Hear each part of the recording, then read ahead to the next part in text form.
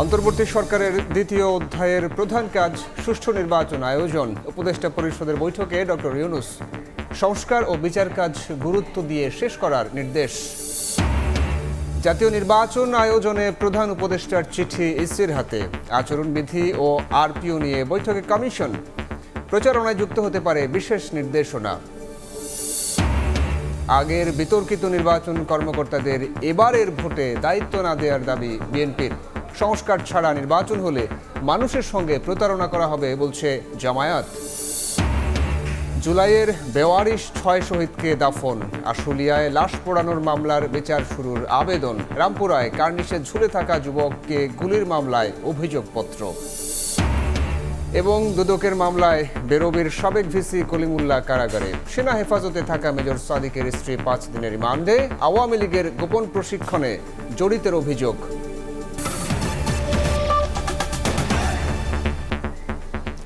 সময় সংবাদের সঙ্গে আছি আমি সাইফুল রুদ্র। অন্তর্বর্তী সরকারের দ্বিতীয় অধ্যায় শুরু হয়েছে জানিয়ে প্রধান উপদেষ্টা ডক্টর মোহাম্মদ ইউনূস বলেছেন, এ পর্যায়ের প্রধান কাজ একটি সুন্দর ও সুষ্ঠু নির্বাচন আয়োজন করা। দুপুরে সচিবালয়ে উপদেষ্টা পরিষদের বৈঠকে তিনি একথা বলেন।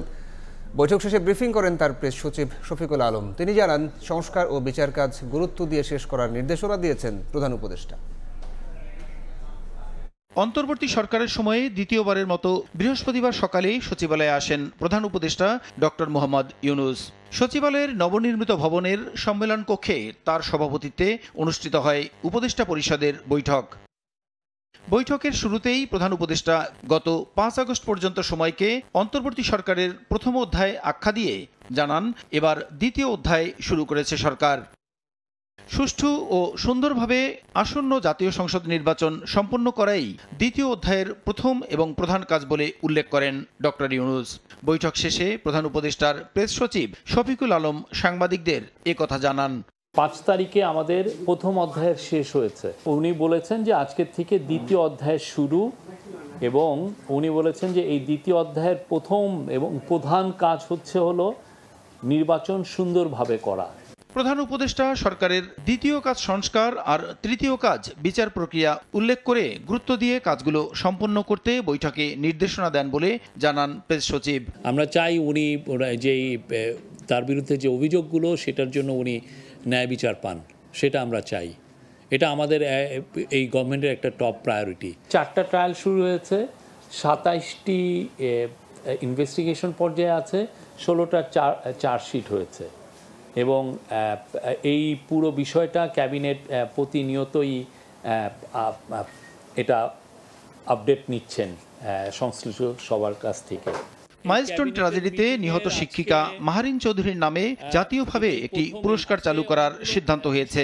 এছাড়া 2 জন শিক্ষক ও 1 জন আয়ার অবদানের জন্য তাদের সম্মাননা দেওয়ার বিষয়েও উপদেষ্টা পরিষদের বৈঠকে আলোচনা হয়েছে বলে জানান প্রেস সচিব। ফেব্রুয়ারি মাসে প্রসূন আশিস, সময় সংবাদ, ঢাকা।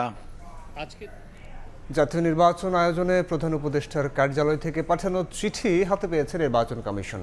এদিকে সংসদ নির্বাচনে রাজনৈতিক দল ও প্রার্থীর আচরণ বিধিমালা, আরপিও সংশোধন, প্রবাসী ভোট পদ্ধতির অগ্রগতি সহ কয়েকটি বিষয়ে সিদ্ধান্ত নিতে সভা করছে ইসি সচিবালয়। বেলা 11টা থেকে শুরু হওয়া সভা এখনও চলছে। এখান থেকে আরপিও এর বেশ কিছু সংশোধনী আসতে যাচ্ছে বলে জানিয়েছেন ইসি সচিব আখতার আহমেদ। নির্বাচনে প্রার্থীর ও দলের আচরণ বিধিমালায় বিশেষভাবে যুক্ত হতে যাচ্ছে এআই প্রযুক্তি ব্যবহারের বিষয়টি। ভোটের প্রচারণায় পরিবেশ বান্ধব সামগ্রী, ব্যানার, ফেস্টুনের ব্যবহারে শিথিলতাও রয়েছে তালিকায়। একই সঙ্গে নির্বাচনী প্রচারণায় সামাজিক মাধ্যম ব্যবহারে যুক্ত হতে পারে বিশেষ কিছু নির্দেশনা। এর আগে সকালে ফেব্রুয়ারিতে ভোট আয়োজনে প্রধান উপদেষ্টার কার্যালয়ের চিঠি পাওয়ার বিষয়টি জানায় ইলেকশন কমিশন।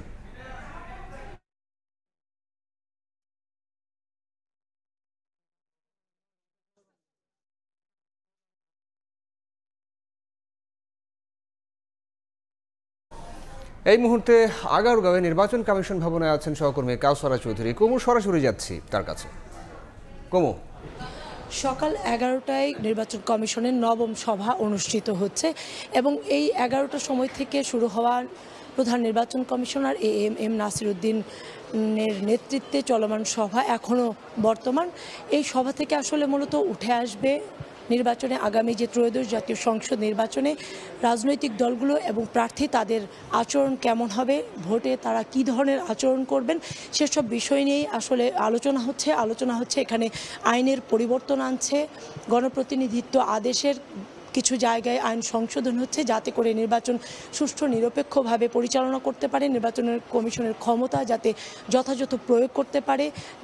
যেসবের কারণে অতীতে 3টি নির্বাচন নিয়ে দ্বিমত রয়েছে, মানুষের সমালোচনা রয়েছে, সেই সমালোচনাগুলোর ঊর্ধ্বে যাতে রাখা যায় সেসব জায়গাগুলোতেই আসলে তারা সংশোধনী আনার চেষ্টা করছে এবং এই সভা থেকেই মূলত এগুলোর সিদ্ধান্ত আসবে। যেহেতু নির্বাচন সংস্কার কমিশনের প্রস্তাবনাও এসেছে, সেসব প্রস্তাবনা এবং নির্বাচন কমিশনের আলোচনার মাধ্যমে আসলে তারা মূলত একটি সিদ্ধান্তে পৌঁছাবে যে কোথায় কোন জায়গাগুলোতে সংস্কার পরিবর্তন, এবং তারা বলছে যে সবচেয়ে বড় গুরুত্ব দিচ্ছে রাজনৈতিক দলগুলোর আচরণ এবং নির্বাচনী প্রচারণায় এআই যাতে করে ব্যবহার না করতে পারে সেটাও সংযুক্ত হচ্ছে আচরণ বিধিমালায়, কারণ যাতে এই এআই ব্যবহারের মাধ্যমে গুজব যাতে ছড়াতে না পারে, অস্থিতিশীল পরিস্থিতি যাতে সৃষ্টি করতে না পারে সেদিকে গুরুত্ব দিচ্ছে, এবং প্রবাসী ভোটাররা যাতে এই ত্রয়োদশ জাতীয় সংসদ নির্বাচনে ভোট দিতে পারে সেই সব বিষয় নিয়েও আলোচনা হচ্ছে যেহেতু এবারই প্রথমবারের মতো যে এই একই বছরে 3টি ভোটার তালিকা প্রস্তুত হচ্ছে, অর্থাৎ তফসিলের 1 মাস আগেও কিন্তু সবশেষ যে ভোটার তালিকা সেটি প্রস্তুত করে জনগণের সামনে তুলে ধরবে নির্বাচন কমিশন, এবং সেখানে তরুণ ভোটারদের ইনক্লুড করার কথা বলছে। সেসব বিষয় নিয়ে আসলে আলোচনা হচ্ছে। যদিও 6 ঘন্টা ধরে এই সভা চলছে, হয়তো আমাদের আরও কিছুক্ষণ অপেক্ষা করতে হবে, অপেক্ষার পরে হয়তো আজকে বোঝা যাবে আজকে এই সভার মধ্যে আসলে সিদ্ধান্ত উঠে আসবে কিনা, সেটা শুধু দেখার অপেক্ষা এখন। আরপিও এবং নির্বাচনের রাজনৈতিক দলগুলোর আচরণ কেমন হবে সেসব বিষয় নিয়ে আলোচনা করছে নির্বাচন কমিশন। তার খবরাখবর জানাচ্ছিলেন সহকর্মী কুমু। জন আকাঙ্ক্ষা ধারণ করে অন্তর্বর্তী সরকার স্বচ্ছ ভোট আয়োজন করবে বলে প্রত্যাশা বিএনপির। অতীতের বিতর্কিত ভোটে দায়িত্ব পালন করা কর্মকর্তাদের আগামী নির্বাচনে দায়িত্ব না দেওয়ার দাবি নেতাদের। নির্বাচন বানচাল হলে জাতি অনিশ্চিত ভবিষ্যতের দিকে যাবে বলেও শঙ্কা দলটির। রাজধানীতে আলাদা অনুষ্ঠানে মন্তব্য করেন বিএনপি নেতারা। রাজধানীর উত্তরায় মাইলস্টোন কলেজে বিমান দুর্ঘটনায় নিহত প্রতিষ্ঠানটির কর্মচারী শহীদ মাসুমা বেগমের পরিবারের প্রতি বৃহস্পতিবার দুপুরে সমবেদনা জানায় আমরা বিএনপি পরিবার। কর্মসূচিতে যোগ দিয়ে বিএনপির সিনিয়র যুগ্ম মহাসচিব কথা বলেন নির্বাচন ইস্যুতে। ইসিতে চিঠি পাঠানোয় প্রধান উপদেষ্টাকে ধন্যবাদ জানান তিনি। প্রত্যাশা করেন স্বচ্ছ ও সুষ্ঠু নির্বাচন আয়োজনের। অন্তর্বর্তীকালীন সরকারের প্রতি জনগণের বিশ্বাসও সেই কারণেই রাখা হয়েছে, তারা যেটা করবে একটা স্বচ্ছ স্ফটিক স্বচ্ছ নির্বাচন, সেই নির্বাচন অনুষ্ঠিত হবে আমরা মনে করি এই অন্তর্বর্তীকালীন সরকারের কাছ থেকে আমরা পাবো। সকালে জাতীয় প্রেস ক্লাবে জুলাই ঘোষণাপত্র ও জাতীয় নির্বাচনের তারিখ ঘোষণা, অবাধ সুষ্ঠু ও নিরপেক্ষ নির্বাচনই আমাদের প্রত্যাশা শীর্ষক এই গোল টেবিলে যোগ দেন বিএনপি চেয়ারপারসনের 2 উপদেষ্টা। অবৈধ নির্বাচনে দায়িত্ব পালন করা কর্মকর্তাদের আগামী নির্বাচনে দায়িত্ব না দেওয়ার দাবি জানান তারা। ভোট বানচালের পরিকল্পনাকারী রাজনৈতিক দল শত বছরেও ক্ষমতায় আসতে পারবে না বলেও মন্তব্য তাদের। জামাত ইসলাম শত প্রচেষ্টা করেও তার দোসর ওই সাদাব্যদি চরমানা এবং আরও কিছু দলকে নিয়ে যদি মনে করে তারা নির্বাচন ঠেকিয়ে দিবে, আমি এই জাতীয় পেশকার বলে যাচ্ছি তাদের সেই স্বপ্ন দুঃস্বপ্ন হবে বলে মনে করি।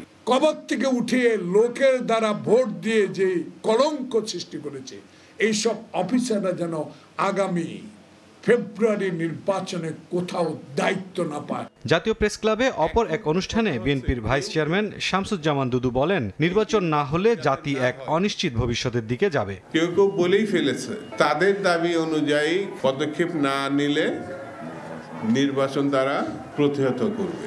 এই নির্বাচন না হলে দেশ একটা অনিশ্চিত গন্তব্যের দিকে যাবে। এদিকে গুলশানে নিজ বাসায় সাংবাদিকদের সঙ্গে মতবিনিময়ে সরকারকে আইন শৃঙ্খলা পরিস্থিতি উন্নয়নে পদক্ষেপ নেওয়ার আহ্বান জানান দলটির স্থায়ী কমিটির সদস্য সালাউদ্দিন আহমদ। জাতির আশা অনেক বেশি ছিল, আমাদের প্রত্যাশা অনেক বেশি ছিল, এবং আইন শৃঙ্খলা নিয়ন্ত্রণের জন্য যে সমস্ত প্রায়োরিটি ফিক্স করা উচিত ছিল তারা সেটাতে গুরুত্ব দেননি। আগামী নির্বাচন সফল করতে সব রাজনৈতিক দলকে ঐক্যবদ্ধ থাকার আহ্বান বিএনপি নেতাদের। আমরাও যদি সরকার পরিচালনার দায়িত্ব পাই সেই ভাবনা আমাদেরও আছে। মুরসালিন হক জুনায়েদ, সময় সংবাদ, ঢাকা। নির্বাচনের সময় ঘোষণাকে ইতিবাচক উল্লেখ করে প্রয়োজনীয় সংস্কার ছাড়া নির্বাচন দিলে জনগণের সঙ্গে প্রতারণা করা হবে বলে মন্তব্য করেছেন জামায়াতের সেক্রেটারি জেনারেল মিয়া গোলাম পরওয়ার। বিকেলে জাতীয় প্রেস ক্লাবে বাংলাদেশ আদর্শ শিক্ষক ফেডারেশন আয়োজিত আলোচনা সভায় মন্তব্য করেন তিনি। এ সময় তিনি বলেন, জুলাই ঘোষণাপত্রে ইসলামপন্থীদের অবদান মূল্যায়িত হয়নি। ঘোষণাপত্রে একটি নির্দিষ্ট দলের চিন্তা চেতনা প্রকাশ পেয়েছে বলে রাজনীতির ময়দানে গুঞ্জন উঠেছে বলেও মন্তব্য করেন জামায়াতের এই শীর্ষ নেতা। বিদ্যমান ব্যবস্থায় নির্বাচন হলে নতুন ফ্যাসিবাদের জন্ম হবে বলেও শঙ্কা প্রকাশ করেন তিনি। আপনি বিডিআরের পিলখানার হত্যাকাণ্ড, শাপলা চত্বর হত্যাকাণ্ড, ছাত্র জনতার এইসব ঐতিহাসিক অবদানকে আপনি আনবেন না, আর এমন কিছু নিয়ে আসবেন যাতে একটা বিশেষ দল সন্তুষ্ট হয়ে যাবে আর বাকি অধিকাংশ জনগণের প্রতিনিধিত্বকারী লোকজন খুশি হতে পারবে না, তাদের আশঙ্কার প্রতিফলন হবে না। তাহলে আপনি অন্তর্বর্তীকালীন সরকার, আপনাকে আমরা ধন্যবাদ জানাই, কিন্তু নিরপেক্ষ নির্দলীয় চরিত্রের উপরে আপনাকে কিন্তু এখন অটুট দৃষ্টিভঙ্গিতে থাকতে হবে। কোন পরাশক্তির কালো ছবলের কারণে আপনি দুর্বল হয়ে এই জাতির রক্ত দিয়ে তৈরি করা নতুন আকাঙ্ক্ষার স্বপ্নকে আপনার কোনো দুর্বলতার কারণে যেন নিশ্চিহ্ন হয়ে ভণ্ডুল হয়ে না যায়, আমরা আশঙ্কা করি। জুলাই আন্দোলনে শহীদ বেওয়ারিশ 6 জনের দাফন সম্পন্ন হয়েছে। ঢাকা মেডিকেলের মর্গ থেকে লাশগুলো গ্রহণের পর জুরাইন কবরস্থানে দাফন করে আঞ্জুমান মফিদুল। 1 বছর ধরে ঢাকা মেডিকেল কলেজ হাসপাতালের মর্গে পড়েছিল তাদের মরদেহ। হাসপাতাল কর্তৃপক্ষ জানায়, জুলাইয়ের 7 থেকে 14 তারিখের মধ্যে লাশগুলো পান তারা। ময়নাতদন্তে 5 জনের মৃত্যুর কারণ হিসেবে লেখা হয়েছে ভোঁতা অস্ত্রের আঘাতজনিত মৃত্যু। বাকি 1 জনের বিষয়ে লেখা হয় বন্দুকের আঘাত।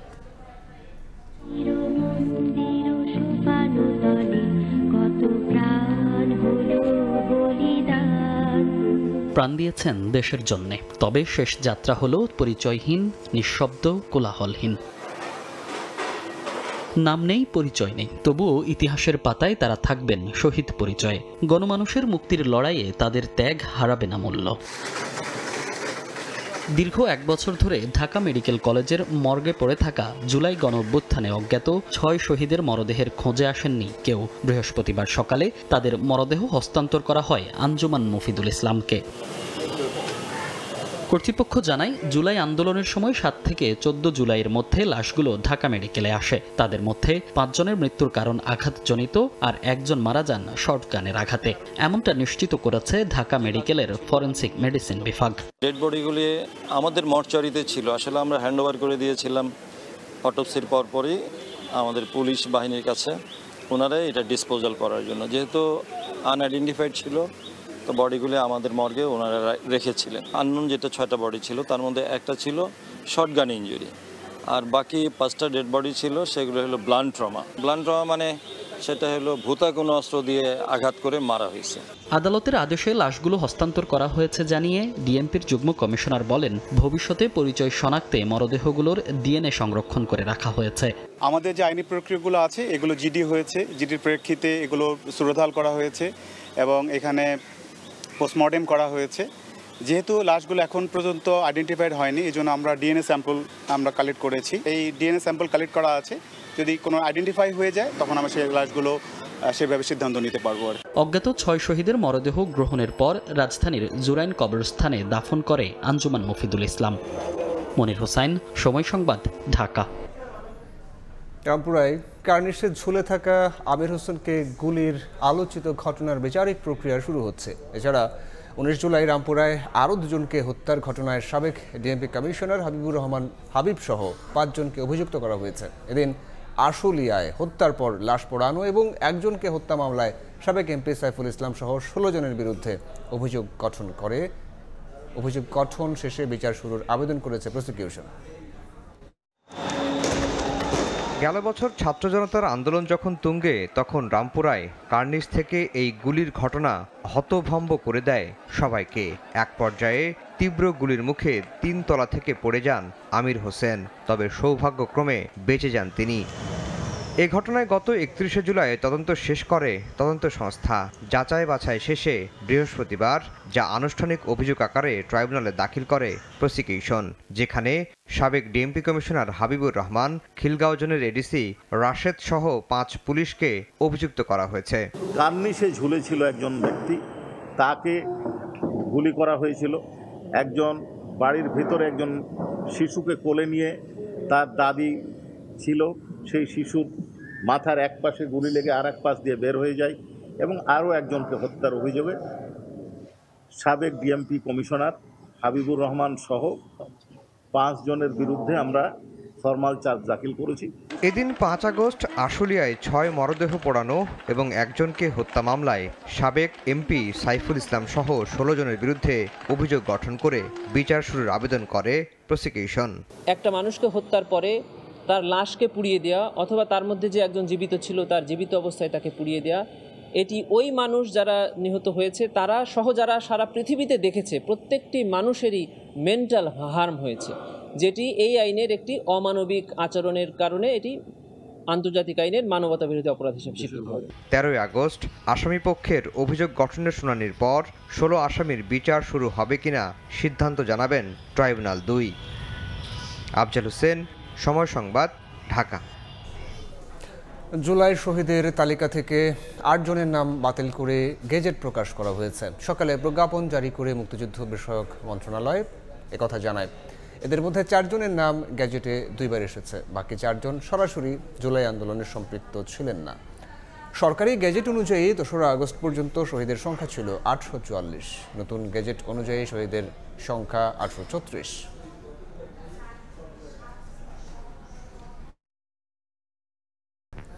দুর্নীতির মামলায় গ্রেফতার বেগম রোকেয়া বিশ্ববিদ্যালয়ের সাবেক ভিসি অধ্যাপক নাজমুল হোসেন কলিমুল্লাহকে কারাগারে পাঠিয়েছেন আদালত। বৃহস্পতিবার তাকে ঢাকার সিএমএম আদালতে হাজির করা হলে আদালত এই আদেশ দেন। এর আগে রাজধানীর মোহাম্মদপুর থেকে ডিবি পুলিশ তাকে গ্রেফতার করে দুদকের কাছে হস্তান্তর করে। দুদকের মামলায় বলা হয়, বেগম রোকেয়া বিশ্ববিদ্যালয়ে উন্নয়ন প্রকল্পের নামে 4 কোটি টাকা আত্মসাৎ করেন সাবেক ভিসি কলিমুল্লাহ, একেএম নুরুন নবী সহ আরও 5 জন। গেল জুনে তাদের বিরুদ্ধে মামলা করে দুদক। এদিন বেরোবের সাবেক 2 ভিসি কলিমুল্লাহ, একেএম নুরুন নবী সহ 5 জনের দেশ ত্যাগের নিষেধাজ্ঞা দেন আদালত।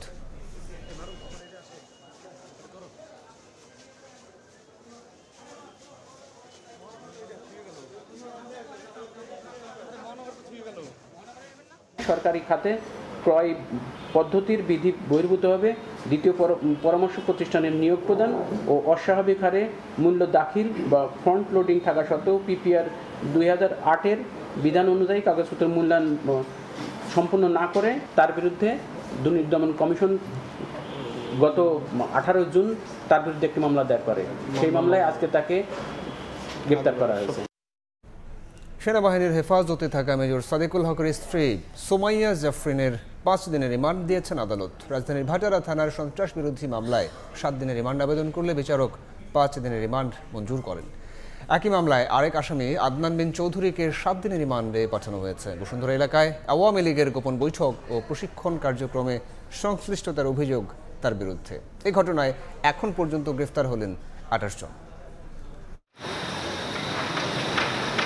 গত 8 জুলাই রাজধানীর বসুন্ধরার কেবি কনভেনশন সেন্টার ভাড়া নিয়ে কার্যক্রম নিষিদ্ধ আওয়ামী লীগ ও এর অঙ্গ সংগঠনের নেতাকর্মীরা গোপন বৈঠক ও প্রশিক্ষণের আয়োজন করে। খবর পেয়ে রাষ্ট্রবিরোধী ষড়যন্ত্রের অভিযোগে 22 জনকে গ্রেফতার করে গোয়েন্দা পুলিশ।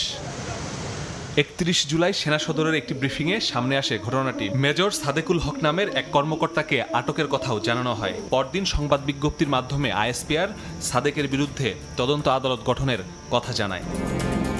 এই ঘটনায় সাদেকের পাশাপাশি তার স্ত্রী সাবেক শীর্ষ সেনা কর্মকর্তার মেয়ে সুমাইয়া জাফরিনের সম্পৃক্ততার তথ্য পাওয়ার কথা জানায় গোয়েন্দারা। সামাজিক যোগাযোগ মাধ্যমে জাফরিনকে পুলিশ কর্মকর্তা দাবি করে ফেসবুক পোস্টের পর বাহিনীর সদর দপ্তর বিজ্ঞপ্তি দিয়ে জানায় এ নামের কোনো কর্মকর্তা পুলিশে নেই। বুধবার সন্ধ্যায় মিরপুর ডিওএসএস থেকে জাফরিনকে আটক করে ডিবি। পরে তাকে ভাটারা থানার সন্ত্রাস বিরোধী মামলায় গ্রেফতার দেখানো হয়। গতকাল আমরা সুমাইয়া জাফরিন নামক এক নারীকে এই ঘটনায় সংশ্লিষ্টতার অভিযোগে হেফাজতে নিয়েছি এবং তাকে ইতিমধ্যে আদালতে প্রেরণ করা হয়েছে। আমরা তার সাথে বিস্তারিত কথা বলে বিশদ জিজ্ঞাসাবাদে হয়তো তার সংশ্লিষ্টতা এবং অন্যান্য বিষয়গুলো জানার চেষ্টা করব। ডিবি জানিয়েছে বৈঠকে উপস্থিত ছিলেন জাফরিন। গোপন অ্যাপ ব্যবহারের তথ্য পাওয়া গেছে। জাফরিনের সম্পৃক্ততার বিষয়ে বিস্তারিত তদন্ত চলছে। এটা আমরা খতিয়ে দেখছি তার সংশ্লিষ্টতা কি এবং এখানে আর কারা কারা ছিল। ইতিমধ্যে যারা গ্রেফতার হয়ে গেছে তাদের কাছ থেকে প্রাপ্ত জবানবন্দি এবং সেখান থেকে প্রাপ্ত তথ্য এগুলো ধরে আমরা তদন্ত কার্যক্রমটা এগিয়ে নিচ্ছি। এদিকে জাফরিন ছাড়াও এ মামলায় আদনান বিন চৌধুরী নামের আরও একজনকে গ্রেফতার করেছে ডিবি। দুপুরে দুজনকে আদালতে তুলে 7 দিন করে রিমান্ড আবেদন করা হয়। আদালত জাফরিনের 5 ও আদনানের 7 দিনের রিমান্ড মঞ্জুর করেন। এ সময় জাফরিন নিজেকে নির্দোষ দাবি করে রিমান্ডে না পাঠানোর অনুরোধ করেন। মাসুদুর রহমান, সময় সংবাদ, ঢাকা।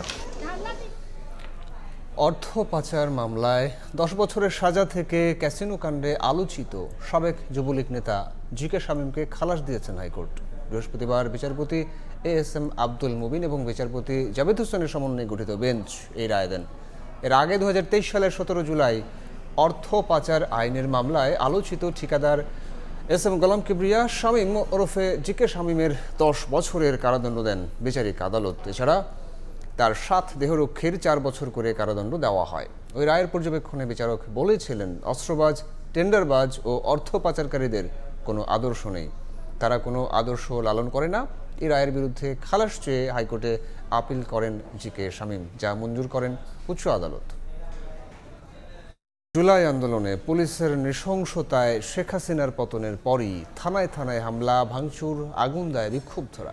কারাগারগুলোতে লুট হয় অস্ত্র, গোলাবারুদ। ভেঙে পড়ে দেশের আইন শৃঙ্খলা কার্যক্রম। সড়কে ট্রাফিক সদস্য না থাকায় বাড়ে ডাকাতি, ছিনতাই। মব তৈরির মাধ্যমে আইন শৃঙ্খলা পরিস্থিতির ঘটে চরম অবনতি। পরিস্থিতি নিয়ন্ত্রণে আবারও রাস্তায় নেমে আসে ছাত্র জনতা। অন্তর্বর্তী সরকারের আশ্বাসে কাজে ফিরতে শুরু করে পুলিশ। আরও জানাচ্ছেন মাসুদুর রহমান।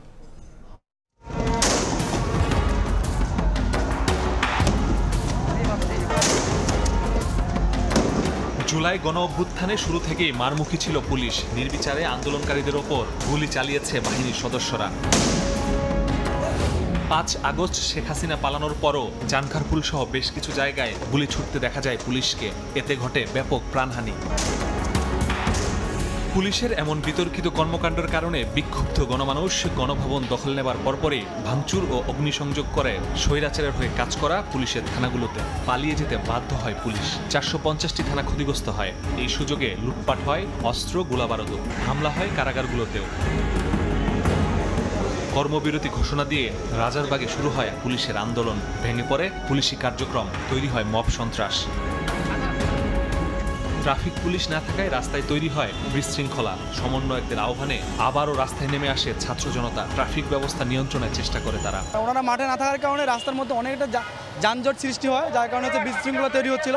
সেই দিক চিন্তা করেই আমরা দাঁড়িয়ে গেছি। ভবিষ্যতে যদি এরকম কোনো বাধা বিপত্তি আসে তখনও আমরা সেই বাধা বিপত্তি অতিক্রম করার জন্য প্রস্তুত আছি। 3 দিন ধরে চলেন নানা নাটকীয়তা। বিপ্লবী সরকার, জাতীয় সরকারের নানা আলোচনার পর ডক্টর মোহাম্মদ ইউনূসের নেতৃত্বে অন্তর্বর্তী সরকার গঠনে রাজি হয় সব রাজনৈতিক দল। সমন্বয়ক যারা ছিল তারা সরকার গঠন করুক, আর্মি হেল্প করবে, প্রশাসন হেল্প করবে, এই ধরনের, বাট আমরা রাজি হই নাই।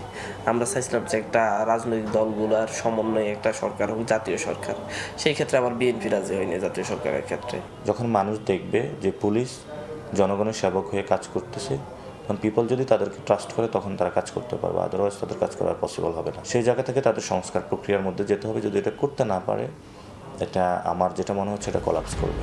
সরকার গঠনের পর সেনাবাহিনী পাহারায় সীমিত পরিসরে শুরু হয় পুলিশি কার্যক্রম। দাবি মেনে নেওয়ার আশ্বাসে আন্দোলনরত পুলিশ সদস্যরা কাজে ফিরতে শুরু করেন। মাঠে নামে ট্রাফিক পুলিশও।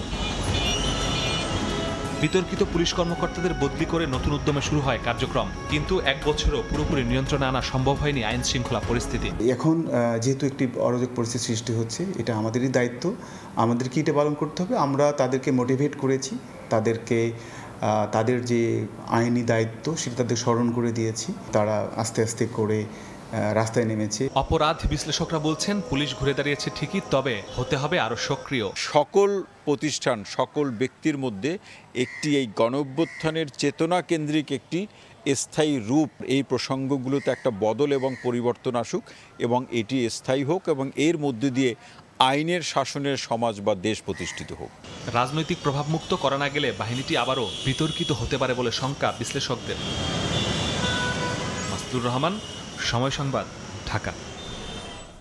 24 জুলাইয়ে মহাপ্লাবনের রূপ নেয় গোটা দেশ। এই গণজোয়ারের অন্যতম নিয়ামক ছিল বৈচিত্র্যময় স্লোগান, ভাষা এবং অভিনব সব কর্মসূচি। রক্তে জোয়ার জাগানো এক একটি স্লোগানে ঐক্যবদ্ধ হয় পুরো জাতি। জুলাইয়ের ৩৬ দিনে মুখের ভাষা কিভাবে অপ্রতিরোধ করল ৫৬,০০০ বর্গমাইলকে, তার বিস্তারিত জানাচ্ছেন মাইমুনা হায়দার চৌধুরী।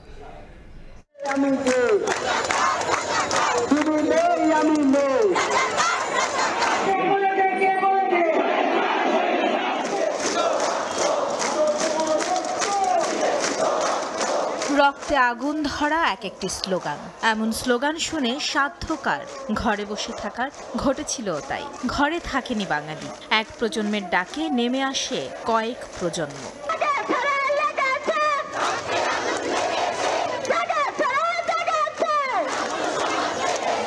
স্লোগান জন্ম নেয় রাজপথে, স্লোগান জন্ম নেয় বিপ্লবে। ২৪-এর বিপ্লবেও ফুল হয়ে ফোটে দেয়াল লিখন।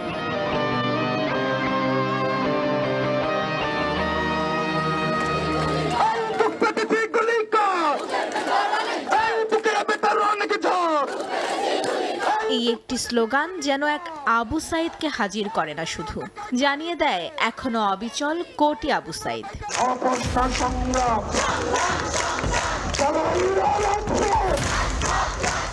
এমন অজস্র স্লোগানে মুখর ৩৬-এর দীর্ঘ জুলাই।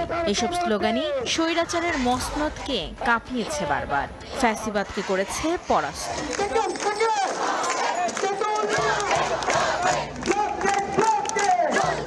শুধু তাই নয়, অবরোধ, হরতাল আর সমাবেশে পরিচিত বাঙালি জাতিকে ভিন্ন কিছু শব্দ আর বাক্যের সমন্বয়ে গঠিত বৈচিত্র্যময় কর্মসূচির সঙ্গেও পরিচয় করিয়েছে জেনজি প্রজন্ম, যা ২৪-এর কোটা সংস্কার আন্দোলনকে পরিণত করেছে গণ অভ্যুত্থানে।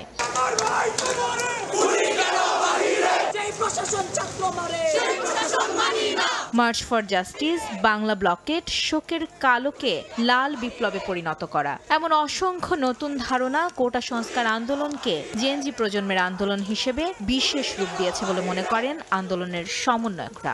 আমাদের জেনারেশনের আমরা অনেক সময় বাংলা ইংরেজির সাথে মিক্স করে কথা বলতে অনেক বেশি পছন্দ করি, অনেক বেশি স্বাচ্ছন্দ্য বোধ করি, যার কারণে আমাদের জেনারেশনে যেই ভাষাটা রয়েছে, জেনজির যে ভাষাটা রয়েছে, সেই ভাষায় আমরা চেষ্টা করেছিলাম যাতে করে আন্দোলনের ভাষাটা ঠিক করা যায়। স্যাটায়ারকে প্রতিবাদের ভাষা করে নেয়া এ প্রজন্ম বাংলাকে ছাপিয়ে ইংরেজি শব্দের আশ্রয়ে পুরো জাতিকে বুঝিয়েছে ২৪-এর গণ অভ্যুত্থান কোনো নির্দিষ্ট রাজনৈতিক দলের আদলে তো নয়, বরং সমগ্র জাতির। ব্লকেটের কোনো পলিটিক্যাল সিগনিফিকেন্স ছিল না, ফলে এর দ্বারা যেটা বোঝা যায় সেটা হলো এই পুরো আন্দোলনে মূলত মধ্যবিত্ত শ্রেণীর সেই অংশটাই প্রধান ছিল। আন্দোলনের প্রেক্ষাপট অনুযায়ী বদলে যায় স্লোগানে ব্যবহৃত শব্দ, বাক্য। কখনো কখনো স্লোগানই হয়ে ওঠে আন্দোলনের রূপ। মাইমুনা হায়দার চৌধুরী, সময় সংবাদ, ঢাকা। বিভিন্ন দেশের উপর বাড়তি মার্কিন শুল্ক কার্যকর করেছে ওয়াশিংটন। বাংলাদেশ সময়ে সকাল 10টার পর থেকে যেসব পণ্য জাহাজে উঠছে সেগুলোতে আরোপ হবে বাড়তি 20% শুল্ক, এমনটাই জানানো হয়েছে হোয়াইট হাউসের নির্বাহী আদেশে। এদিকে শুল্ক চাপ কমাতে আলোচনা চালিয়ে যাওয়ার তাগিদ দিচ্ছে বিজিএমইএ, আর সুযোগ কাজে লাগাতে সরকার তৎপর বলে জানিয়েছে অর্থ উপদেষ্টা। অবশেষে কার্যকর হলো বিভিন্ন দেশের উপর আরোপ করা বাড়তি মার্কিন শুল্ক। ৩১ জুলাই জারি করা হোয়াইট হাউসের নির্বাহী আদেশে বলা হয়েছিল স্থানীয় সময় ৭ আগস্ট রাত 12টা 1 মিনিট থেকে এই শুল্ক কার্যকর হবে, যা বাংলাদেশ সময়ে 7 আগস্ট সকাল 10টা 1 মিনিট। তবে আগেই জাহাজে তোলা পণ্য ৫ অক্টোবর রাত 12টা 1 মিনিটের মধ্যে যুক্তরাষ্ট্রে পৌঁছালে সেসব পণ্যে পুরনো শুল্কই আরোপ করা হবে। বাংলাদেশের উপর প্রথম দফায় বাড়তি ৩৭% শুল্ক আরোপ করা হলেও পরে তা কমিয়ে প্রথমে ৩৫% ও সবশেষে তা 20% নামিয়ে আনে ট্রাম্প প্রশাসন। ব্যবসায়ীরা বলছেন প্রতিযোগী দেশের তুলনায় এই শুল্ক হার স্বস্তিজনক হলেও চালিয়ে যেতে হবে আরও কমানোর কূটনৈতিক তৎপরতা। আমরা যদি প্রতিদ্বন্দ্বিতার টিকে না থাকি সেটার জন্য কিন্তু আমাদের অর্ডার বাইরে যেতে হলে অ্যাটলিস্ট 1 থেকে 1.5 বছর লাগবে, তাহলে আমরা একটা 1.5 বছরের একটা উইন্ডো পাবো বিকল্প সোর্সিং করার জন্য।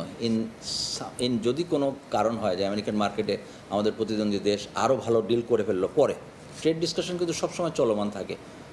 আমরা যদি পারি, আমরা বছরের মাঝে আমরা যদি 2% আর কমাতে পারি, 3% আর কমাতে পারি, এই চেষ্টা আমাদের থাকবে। মার্কিন বাজারে বাড়তি শুল্কের প্রভাব বিবেচনায় সুবিধা আদায়ের কৌশল সাজানোর পরামর্শ দিচ্ছেন অর্থনীতিবিদরা। আমার কাছে মনে হয় না যে বিকল্প এমন অনেক সোর্স আছে যেখান থেকে অনেক কম দামে পেয়ে যাবে। বা যেখানে শুল্কের অনেক বেশি হেরফের আছে, ফলে খুব তড়িঘড়ি খুব বেশি ছাড় না দেওয়ার আমি পক্ষে।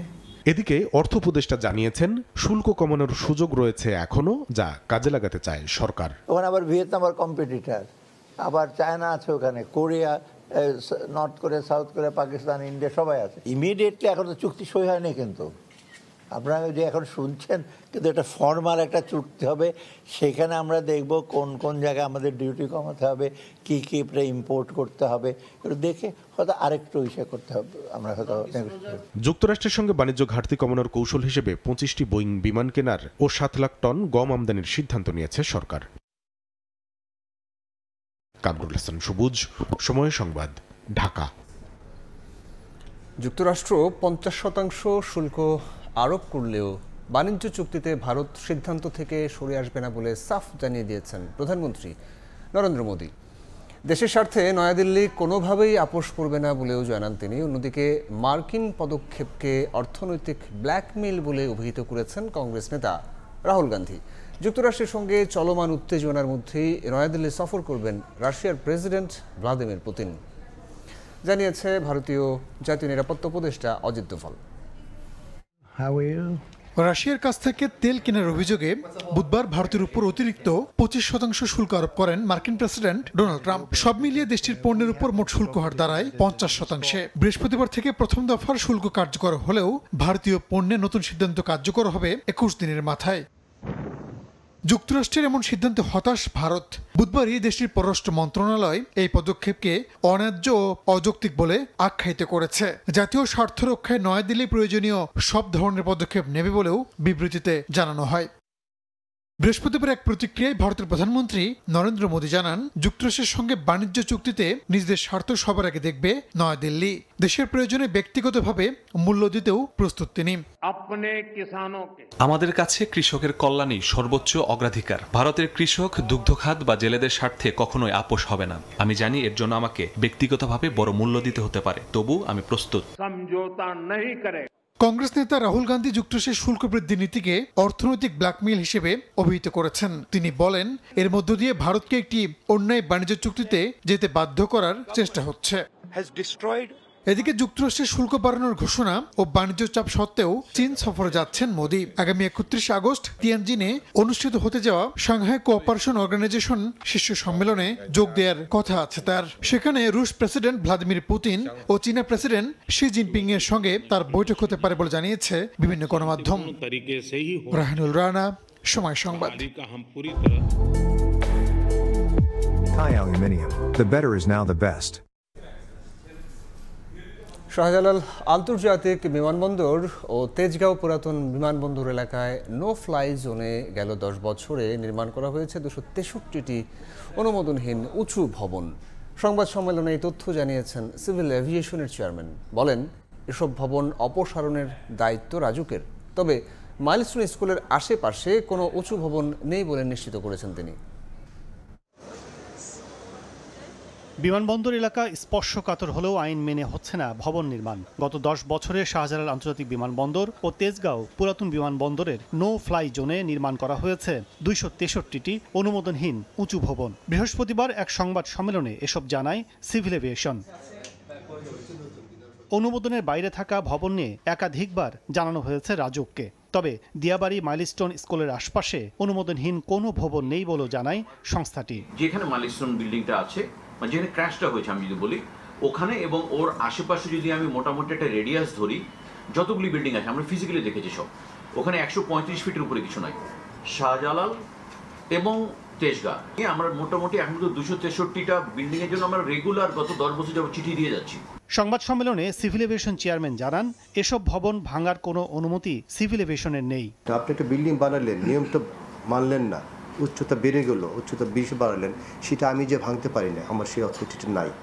আমি অনুরোধ করতে পারি, সেই জিনিসটা আমি বলতে পারি, আমাদের অন্য পক্ষ যারা আছেন রাজু ওনাদের বলতে পারেন যে ভাই আপনাদের বিল্ডিংটা উনি যে বানিয়েছেন এটা 8 তলা করা ছিল 150 ফিট, উনি করে ফেলেছেন 160 ফিট, এটা বলতে পারি। বাট আমি যে ভাঙবো, আইন শৃঙ্খলা রক্ষাকারী বাহিনী নিয়ে যে আমি সাপোর্ট নিয়ে ভাঙবো, সেই অধিকারটা আমার নাই। ভবন নির্মাণের পর ভাঙা জটিল হওয়ায় নির্মাণের আগেই রাজুককে কার্যকরভাবে মনিটরিংয়ের আহ্বান জানায় সিভিল এভিয়েশন চেয়ারম্যান। কাজল আব্দুল্লাহ, সময় সংবাদ, ঢাকা। যাত্রীর নাম, পাসপোর্ট ছাড়া বিমানের টিকিট ব্লক করে যারা কালোবাজারে বেশি দামে বিক্রি করছে তাদের আইনের আওতায় আনতে হবে, সেই সঙ্গে বাতিল করতে হবে আটাবে প্রশাসক নিয়োগের আদেশ। এসব দাবিতে মানববন্ধন করেছে association of travel agents of Bangladesh ATAB. কোনো প্রতিষ্ঠানে প্রশাসক বসালে চলমান কার্যক্রম ব্যাহত হয় বলে যুক্তি এই সংগঠনটির।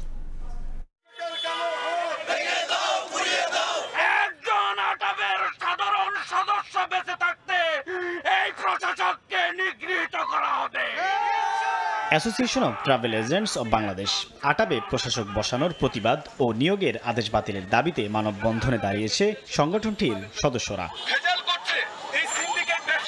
বৃহস্পতিবার রাজধানীর নয়াপল্টনে আয়োজিত এই মানববন্ধন থেকে দাবি করা হয় আটাবের চলমান কার্যক্রম বন্ধ করতেই গেল 4 আগস্ট নিয়োগ দেওয়া হয়েছে প্রশাসক। সংগঠনের যত টাকা থাকে প্রশাসকরা মিটিংয়ের নামে খানা পিনা দিয়ে নিয়ে এই টাকাগুলোকে শেষ করে। যে কমিটি এখন চলছে আগামী দিনে নির্বাচনের শেষ সময় পর্যন্ত এই কমিটি বলবৎ থাকবে।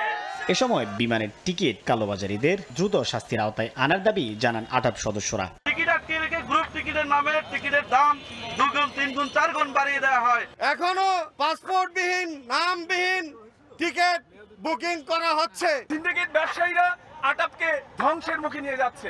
অনলাইন ট্রাভেল এজেন্সি বা ওটি এর ঠকবাজি বন্ধে এসব প্রতিষ্ঠান পরিচালনার জন্য সুনির্দিষ্ট নীতিমালা বাস্তবায়নের দাবি করেন তারা। বাণিজ্য উপদেষ্টা একটা কথা বলে ফেলেছিলেন যে পান দোকান টিকিট বিক্রি করলে আপনাদের সমস্যা কি? যাদের লাইসেন্স নাই, যাদের কোনো অফিস নাই, এর উদা হয়ে যাবে। ঠিক তেমনি আপনারা জানেন কি অল্প কদিন আগে ফ্লাইট এক্সপার্ট একটা স্ক্যাম হয়েছে, যার পেছনে ওই সিন্ডিকেটরাই জড়িত। ভবিষ্যতে যাতে কোনো কুচক্রী মহল বাধাগ্রস্ত না করে সেই জন্যই আমরা আজকে মানববন্ধনটা করেছি। আকাশপথের যাত্রীদের স্বার্থ সুরক্ষায় সরকারের নজরদারি বাড়ানোর তাগিদ আটাবের। সাইফুল ইসলাম, সময় সংবাদ, ঢাকা। অতিরিক্ত ডিসকাউন্টে বিমানের টিকিট মানেই অনলাইন ট্রাভেল এজেন্সি ওটিএ। অনুমোদনহীন এসব প্ল্যাটফর্মের লোভনীয় অফারের ফাঁদে পা দিয়েই ক্ষতিগ্রস্ত হচ্ছেন অনেক গ্রাহক ও এজেন্সি। সরকারের নীতিমালা না থাকা ও মনিটরিংয়ের অভাবে নতুন নতুন প্ল্যাটফর্ম গড়ে তুলছে প্রতারক চক্র। এর মাধ্যমে কোটি কোটি টাকা হাতিয়ে নিয়ে পালাচ্ছে অনেক প্রতিষ্ঠান। বিস্তারিত কাজল আব্দুল্লাহ রিপোর্টে। অনলাইন ভিত্তিক ওয়েবসাইট তৈরি করে আকাশ পথের লাখ লাখ টাকার উড়োজাহাজের টিকিট বিক্রি করে অনলাইন ট্রাভেল এজেন্সি ওটিএ সংশ্লিষ্টরা। অবাস্তব মূল্য ছাড় দিয়ে বুকিং দেওয়ার অফারে ঝুঁকে পড়ে গ্রাহক সহ অনেক এজেন্সিও। এসব ট্রাভেল এজেন্সিগুলোর বেশিরভাগই নাম সর্বস্ব, মানতে হয় না সরকারের কোনো নীতিমালা। আবার অনেক প্রতিষ্ঠান অফলাইন হলেও সুবিধা নেয়ার চেষ্টা করেন অনলাইনের। ট্রাভেল মার্কেটে হুট করে এসে জনপ্রিয়তা অর্জন আর অর্থ লোপাটের লক্ষ্য পূরণ হলেই লাপাত্তা। এমন প্রেক্ষাপটে মূল ঘরানার ব্যবসায়ীরা পড়ছেন সংকটে। অতি লোভের কারণেই বারবার আমাদের কিছু এজেন্সি ভাইরা প্লাস কাস্টমাররাও ক্ষতিগ্রস্ত হচ্ছে। 40,000 টাকায় যদি একটা সিস্টেমে ফেয়ার শো করে, ওই কাস্টমার তো আর আমার কাছে 54,000 টাকাতে টিকিট কাটতে আসবে না। তথ্য বলছে সবশেষ ফ্লাইট এক্সপার্ট উধাও হওয়ার আগে 24ticket.com, লেস ফ্লাই ও ট্রিপকার্ট ট্রাভেলসও একইভাবে গ্রাহকের অর্থ নিয়ে পালিয়ে যায়। মূলত স্বাভাবিক এয়ার টিকিটের বিপরীতে 30% পর্যন্ত ডিসকাউন্ট অফার দিয়ে টিকিট বুকিং সুবিধা দেয় এসব প্রতিষ্ঠান। পরে বাজার থেকে মোটা অঙ্কের টাকা ওঠানোর পরই নিজেদের অনলাইন প্ল্যাটফর্ম বন্ধ করে দেয় চক্রটি। বিশেষজ্ঞরা বলছেন নীতিমালা না থাকার সুযোগে বারবার ঘটছে এমন ঘটনা। সে কিভাবে 100 টাকার টিকিট 80 টাকায় বিক্রি করে? এখানে অ্যান্টি ট্রাস্ট ল এখানে তো এনফোর্স হওয়া উচিত ছিল। এয়ারলাইন্স যেটা দামে বিক্রি করছে তার থেকে তুমি কমে বেচতে পারবে না। এ বিষয়ে বিমান ও পর্যটন মন্ত্রণালয়ে যোগাযোগ করা হলেও সাড়া মেলেনি কোনো কর্মকর্তার। তবে সাধারণ যাত্রীদের অনলাইনে লোভনীয় অফার গ্রহণ থেকে বিরত থাকার পরামর্শ দিচ্ছেন খাত সংশ্লিষ্টরা। কাজল আব্দুল্লাহ, সময় সংবাদ, ঢাকা। সড়কে মৃত্যুর মিছিল থামছেই না। টাঙ্গাইলে পিকআপ ভ্যান মোটরসাইকেলের সংঘর্ষে 3 জন নিহত হয়েছেন, আহত হয়েছেন আরও 1 জন। রংপুরে পিকআপ ভ্যান উল্টে মারা গেছেন চালক ও হেলপার। অন্যদিকে মুন্সিগঞ্জে স্কুল শেষে বাড়ি ফেরার পথে লরির ধাক্কায় বাড়ির দেয়াল ধসে 1 শিক্ষার্থী নিহত হয়েছেন। আরও একজনের অবস্থা আশঙ্কাজনক। সড়কে আবারও ঝরল প্রাণ। বৃহস্পতিবার দুপুরে মুন্সিগঞ্জের গজারিয়া উপজেলার হোসেনদি জামালদি এলাকায় স্কুল শেষে বাড়ি ফিরছিল 2 শিক্ষার্থী। এ সময় দেলোয়ার হোসেন ব্যাপারী বাড়ির সামনে পৌঁছালে দ্রুতগতির একটি লরির ভয়ে বাড়ির ভেতরে আশ্রয় নেয় শারাফাত ও জামিয়া নামে 2 শিশু। লরির ধাক্কায় দেয়াল ভেঙে চাপা পড়ে তারা। গুরুতর অবস্থায় দুজনকে উদ্ধার করে রাজধানীর হাসপাতালে পাঠানো হয়। পরে সেখানে চিকিৎসাধীন অবস্থায় শিশু শারাফাতের মৃত্যু হয়। এখানে আসা শুরু হলো, আমি গাড়িটা হাতটা হলাম, কিন্তু গাড়িটা ওর থামে নাই, পুরো ওয়ালটা একসাথে মাইরা দিয়ে দিতে বাচ্চা করে পারছে পুরো কষায়া। ড্রাইভারে বাড়িতে কইতাছি যে তুই অ্যাক্সিডেন্ট করছস বাচ্চাটার আপাতত বাঁচা না, আমরা তো মহিলা ভারী না, ওয়ালটা নাই তাহে নামে না। চালক আর হেল্পার আটক আছে, আমাদের হেফাজতে নেওয়া হয়েছে, আর বাদীর অভিযোগের প্রেক্ষিতে আমরা আইনগত ব্যবস্থা নিই। রংপুরের পীরগঞ্জ ছোট মির্জাপুর এলাকায় বেপরোয়া গতির গাড়ির ধাক্কায় পিকআপ ভ্যান নিয়ন্ত্রণ হারিয়ে উল্টে যায়। এতে ঘটনাস্থলে চালক ও হেলপার নিহত হয়। কনক আজাদ, সময় সংবাদ। বৃষ্টিতে পানির চাপে চট্টগ্রামে ভেঙে পড়েছে ৪৫ বছর আগের কালভার্ট। চট্টগ্রাম খাগড়াছড়ি রাঙামাটি সড়ক ভেঙে যাওয়ায় এক পাশে যান চলাচল বন্ধ থাকলেও অন্য পাশে চলছে ঝুঁকি নিয়ে। দ্রুত মেরামত করার আশ্বাস দিয়েছেন সিটি মেয়র। এদিকে ভোর থেকে ভারী বৃষ্টিতে রয়েছে নগরীর নিচু এলাকাও। নুরজামাল আতিকের ক্যামেরায় জানাচ্ছেন শফিকুল আলম। রাতের আঁধারে ধসে পড়ে কালভার্ট, ভেঙে যায় গুরুত্বপূর্ণ সড়ক। চট্টগ্রামের অক্সিজেন এলাকায় শীতলজন্না খালের প্রস্থ 12 ফুট, কিন্তু উপরে কালভার্টের প্রস্থ মাত্র 6 ফুটের। ভারী বৃষ্টিতে পানির চাপ সামাল দিতে না পেরে ভেঙে যায় ৪৫ বছর আগের ইটের কাঠামোতে তৈরি কালভার্টটি। এতে চট্টগ্রাম রাঙামাটি খাগড়াছড়ি সড়কের এক পাশ বন্ধ হয়ে যায়। ঝুঁকি নিয়ে অন্য পাশ দিয়ে চলাচল করছে যানবাহন। ৩-৪ মাস আগ থেকে এটা যখন দুর্বল হয়ে গেছিল, ঢাবি গেছিল, তখন উপরে দিয়ে হালকা ঢালাই করে দিচ্ছে। ১ বছর আগে থেকে ছোট্ট একটা গর্ত ছিল, এই গর্তের মধ্যে অনেক বাইক অ্যাক্সিডেন্ট হয়েছে, হওয়ার পরেও তারা কোনো পদক্ষেপ নেই। খবর পেয়ে ছুটে আসেন সিটি মেয়র। পরিদর্শন করে জানান দ্রুত সময়ের মধ্যে মেরামত করা হবে। এটা মূলত কারণ হচ্ছে যে আমরা আমাদের জলাবদ্ধতার কাজ করেছি, যেহেতু মাটি সরে গেছে, নিচ থেকে প্রচুর পরিমাণ মাটি সরে গেছে, যার কারণে এটা হয়েছে। 6 মিটারের এটাকে আমরা 15 মিটার করে দেবো এবং এটা আমরা দ্রুত ইনশাল্লাহ কাজ ধরবো। আমাদের ওয়াকিফাল এটার বিষয়ে আমরা ডিজাইন করে রাখছি, আমরা জাস্ট এখন টেন্ডার দিয়ে আমরা কাজটা শুরু করে দেবো। এদিকে ভোর থেকে ভারী বৃষ্টিতে জলাবদ্ধতা সৃষ্টি হয় কাতালগঞ্জ, চকবাজার, আগ্রাবাদ সহ নিচু এলাকায়। এখানে পানি নামার মতন এসকেপ নেই, জায়গাটা আসলে ওই পরিমাণে নেই, যে কারণে এখানে একটু বৃষ্টি হলে পানি উঠে যায়। ইঞ্জিন গাড়ি চলতে পারছে না, মানে আমরা চলতেছি, মানে অনেক পানির ভেতর কষ্ট করে চলতেছি। মেয়রের কাছে আবেদন হচ্ছে এই সুলভ্য এলাকাটা যাতে উন্নত করে এবং পানির নিষ্কাশন করে। আবহাওয়া অফিসের তথ্য মতে ভোর ৯টা পর্যন্ত গত ২৪ ঘন্টায় ৩২ মিলিমিটার বৃষ্টিপাত হয়েছে চট্টগ্রামে। শফিকুল আলম, সময় সংবাদ, চট্টগ্রাম। পদ্মার প্রবল স্রোতে পাটুরিয়া লঞ্চঘাটের 2টি জেটি বিলীন হয়ে গেছে। হুমকির মুখে যাত্রী ছাউনি, ব্যবসার প্রতিষ্ঠান সহ ঘাট এলাকার নানা স্থাপনা। তবে জিও ব্যাগ ফেলে সাময়িকভাবে ভাঙন রোধের চেষ্টা করছে বিআইডব্লিউটিএ কর্তৃপক্ষ। আগ্রাসী রূপে পদ্মা নদীতে প্রচণ্ড স্রোত, ভাঙছে তীর। গত দুদিনের ভাঙনে বিলীন হয়েছে মানিকগঞ্জের পাটুরিয়া লঞ্চঘাটের 2টি জেটি। ভিড়তে পারছে না লঞ্চ। তবে যাত্রী পারাপার স্বাভাবিক রাখতে পশ্চিমের 2 নম্বর ফেরিঘাটের পন্টুন সাময়িকভাবে ব্যবহার করছে কর্তৃপক্ষ। সেখানে লঞ্চে ওঠানামা করছেন যাত্রীরা। এদিকে ভাঙনের ফলে হুমকির মুখে রয়েছে যাত্রী ছাউনি ও আশেপাশের নদী তীরবর্তী ব্যবসা প্রতিষ্ঠান। আতঙ্কে নদী তীরবর্তী বাসিন্দারাও। জায়গায় ঘাটমাট ভেঙে গেছে, কিন্তু এখন আমার লেট হয়ে যাইতেছে, আমি 1 ঘন্টার ভিতরে আমার পৌঁছতে হবে। আস্তে আস্তে লঞ্চ ঘাটটা ভেঙে আমাদের উপর দিকে আসতেছে, সেই দিকে আমরা আতঙ্কতে আছি। কর্তৃপক্ষের এখানে যথাযথ পদক্ষেপের প্রয়োজন, যা দ্রুত ব্যবস্থা নেওয়া দরকার। তবে জিওব্যাগ ফেলে ভাঙন রক্ষায় কাজ করছে বিআইডব্লিউটিএ কর্তৃপক্ষ। অস্থায়ী ভিত্তিতে আমরা আমাদের একটা শেড আছে, আর নদীর ভাঙনের ঢেউর বাড়িতে যে মাটিটা পড়ে যেতেছে এটা আটকানোর জন্য এবং মোটামুটি প্রাথমিক একটা করার জন্য কাজটা করতেছি। গত দুদিনে পাটুরিয়া লঞ্চঘাটে একটি জেটি সহ 200 মিটার এলাকা পদ্মার প্রবল স্রোতে ভেঙে যায়। সময় সংবাদ, মানিকগঞ্জ। দেশের বাইরের খবর। চীনের দক্ষিণাঞ্চলে ভারী বৃষ্টিতে ভূমি ধসে প্রাণ হারিয়েছেন অন্তত 2 জন। আহত হয়েছেন আরও 7 জন। নিখোঁজ 5 জনকে উদ্ধারে চলছে অভিযান। এরই মধ্যে চলতি মাসে দেশটিতে আরও 2 থেকে 3টি টাইফুন আঘাত হানতে পারে বলে পূর্বাভাস দিয়েছে আবহাওয়া বিভাগ। এদিকে ভারতের উত্তরাখণ্ডে আকস্মিক বন্যা ও ভূমিধসের 2 দিন পেরিয়ে গেলেও নিখোঁজদের সন্ধানে চলছে উদ্ধার তৎপরতা।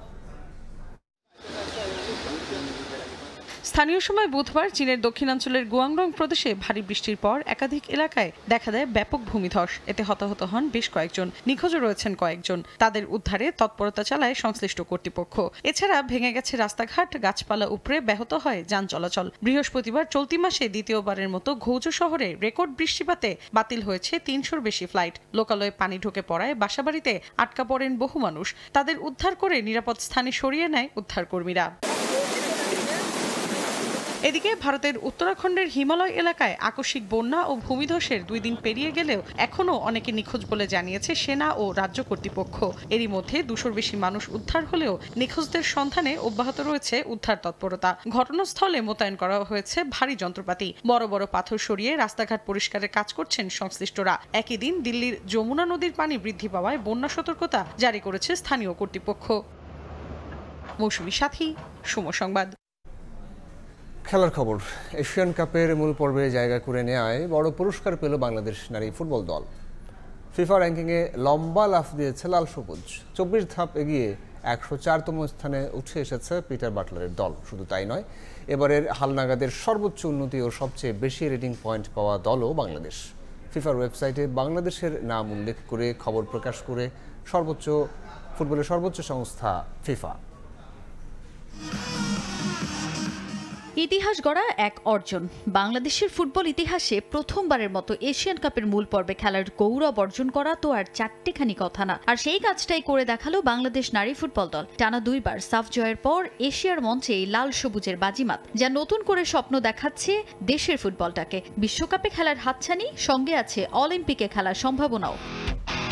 এশিয়ান কাপ বাছাইয়ে খেলতে যাওয়ার আগে প্রস্তুতির জন্য জর্ডান ও ইন্দোনেশিয়ার বিপক্ষে খেলে লাল সবুজ। এরপর বাছাই পর্বে তুর্কমেনিস্তান, বাহরাইন ও মিয়ানমারের সঙ্গে দাপটের সঙ্গে লড়াই করে বাংলার জয়ী তারা। অপরাজিত দল হিসেবে আসর শেষ করে মূল পর্বে খেলার টিকিট কেটে দেশে ফেরে আফ্রিদার দল। আর এশিয়ার মঞ্চে দারুণ এ অর্জনের বড় পুরস্কার পেল বাংলাদেশ নারী ফুটবল দল। ফিফা র্যাঙ্কিংয়ে লম্বা একটা লাফ দিল লাল সবুজ। 1 কিংবা 2 নয়, 24 ধাপ এগিয়েছে পিটার বাটলারের দল। এর আগে 5 ধাপ এগিয়ে 128 নম্বর অবস্থানে থাকলেও এবার লম্বা লাফে 104 নম্বরে উঠে এলো বাংলাদেশ, যেখানে লাল সবুজের রেটিং পয়েন্ট 1179.87। অভূতপূর্ব সাফল্য পেলেও এর আগে 2013 ও 2017 সালে বাংলাদেশ সর্বোচ্চ 100 নম্বরে জায়গা করে নিয়েছিল। এদিকে শুধু র্যাঙ্কিংয়ে উন্নতিই নয়, সঙ্গে ফিফার ওয়েবসাইটে বাংলাদেশের নামও উঠে এলো ভিন্নভাবে। কেননা ফিফার এবারের হালনাগাদে সবচেয়ে বেশি 24 ধাপ এগোনো দলের নাম বাংলাদেশ। এছাড়াও সর্বোচ্চ রেটিং পয়েন্ট 80.51 বেড়েছে বাংলাদেশের। ফিফার কোনো র্যাঙ্কিংয়ে বাংলাদেশের এ ধরনের উন্নতির কারণেই বিশেষভাবে লাল সবুজের নাম উল্লেখ করে ফুটবলের নিয়ন্ত্রক সংস্থা। সামনেই বাংলাদেশ দলের বিশ্বকাপ কিংবা অলিম্পিকে খেলার যোগ্যতা অর্জনের মিশন। কঠিন সেই মঞ্চে লাল সবুজের আত্মবিশ্বাস বাড়াতে বড় ভূমিকা পালন করবে ফিফা র্যাঙ্কিংয়ের এই উন্নতি। মূল পর্বে খেলার আগে লাল সবুজের বেশ কয়েকটি প্রস্তুতি ম্যাচ খেলারও পরিকল্পনা রয়েছে।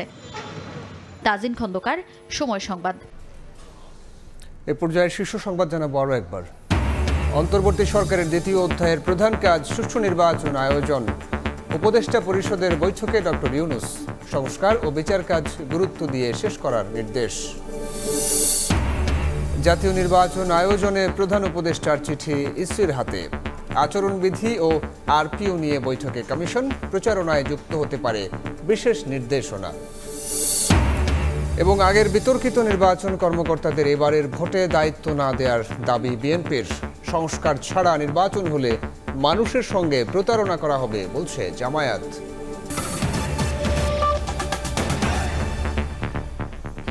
এ ছিল সময় সংবাদে, সঙ্গে থাকুন সময়।